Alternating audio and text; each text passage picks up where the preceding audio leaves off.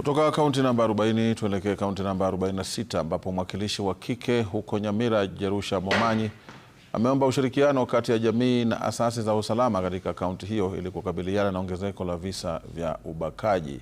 Akizungumza wakati wa ufadhili wa vyama vya ushirika na kina mama katika shule ya msingi ya Gesibei, Momanyi amewaomba wazazi kuwajibika zaidi katika majukumu yao.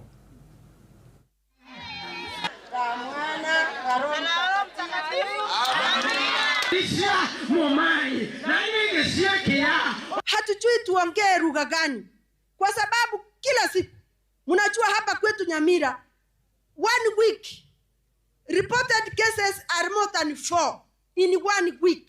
Watoto ambao wanadhulumiwa, wengine wanawawa, wengine wanakuwa sodomized, wengine wanakuwa rape na wanakufa.